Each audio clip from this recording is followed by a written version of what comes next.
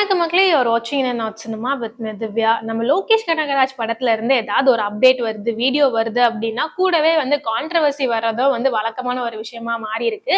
ஆனா இப்ப ரிலீஸ் ஆன தலைவர் 179 படத்தோட டீசர், அதாவது இந்த படத்தோட டைட்டில் ரிவீலிங் டீசர்ல கூலி அப்படின்றதான் ரிவீல் பண்ணியிருந்தாங்க. ஆனா இப்ப பாத்தீங்கன்னா இதுல என்ன கான்ட்ரவர்சி கிரியேட் ஆயிருக்குன்னா, லோகேஷ் கனகராஜுக்கு இல்ல, அவரோட ஃப்ரெண்டு ரத்னகுமாருக்கு தான் பாத்தீங்கன்னா கான்ட்ரவர்சி கிரியேட் ஆயிருக்கு. ஆல்ரெடி பாத்தீங்கன்னா லோகேஷ் கனகராஜ் நம்ம தளபதி விஜய் வச்சு டைரக்ட் பண்ண லியோ படத்துல ரத்னகுமார் டயலாக் ரைட்டரா ஒர்க் பண்ணிருப்பாரு.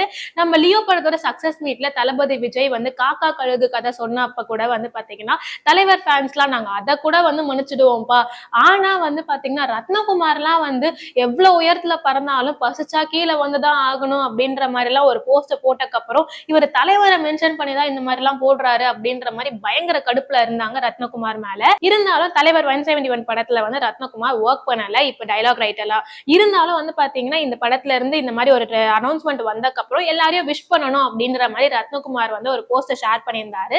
அதுல பாத்தீங்கன்னா நம்ம சூப்பர் ஸ்டார் ரஜினிகாந்தோட படத்துக்கு ஏத்த டயலாக் தான் கூலி அப்படின்ற மாதிரியும், கருப்பு தங்கம் அப்படின்னு தலைவருக்கு ஏத்த மாதிரி தான் பாத்தீங்கன்னா இந்த படம் இருக்கு. அனிருத்தோட மியூசிக் பாத்தீங்கன்னா வேற லெவல்ல இருக்கு அப்படின்ற மாதிரி எல்லாம் எல்லாரும் விஷ் பண்ணிட்டு, அதே மாதிரி இந்த கூலி படம் 1000 அதாவது 1000 கோடி ரூபாய்க்கு மேல வசூல் வாங்கும் அப்படின்ற மாதிரி எல்லாம் டீம்ல இருக்க எல்லாருக்கும் பாத்தீங்கன்னா விஷயம் சொல்லியிருந்தாரு. அது மட்டும் இல்லாம எண்ட்ல பாத்தீங்கன்னா முயற்சி தன் மெய் வருத்த கூலி தரும் அப்படின்ற மாதிரி பழமொழியோட முடிச்சிருப்பாரு ரத்னகுமார். இந்த போஸ்ட் கீழே தளபதி ஃபேன்ஸ்லாம் இந்த கூலி படத்தோட டீசர்ல வர மாதிரி முடிச்சிடலாமா அந்த டைலாக வேற லெவல்ல பாத்தீங்கன்னா கிண்டல் பண்ணி காமெடியா இந்த கமெண்ட்டை போட்டுட்டு இருக்காங்க. இதெல்லாம் ஒரு பக்கம் தளபதி ஃபேன்ஸ் பண்ணிட்டு இருந்தா, தலைவர் ஃபேன்ஸே பாத்தீங்கன்னா இன்னும் ரத்னகுமார் மேல இருக்க அந்த கோவத்துல இவரெல்லாம் எதுக்கு இதெல்லாம் பண்ணிட்டு இருக்காரு, இதெல்லாம் சும்மா ஃபேக் அப்படின்ற மாதிரி பயங்கரமா கடுப்புல இருக்காங்க இன்னும் ரத்னகுமார் மேல.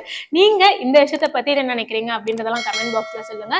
இந்த மாதிரி ரெகுலரான அப்டேட்ஸ்க்கு மறக்காம இந்த சினிமா சப்ஸ்கிரைப் பண்ணுங்க.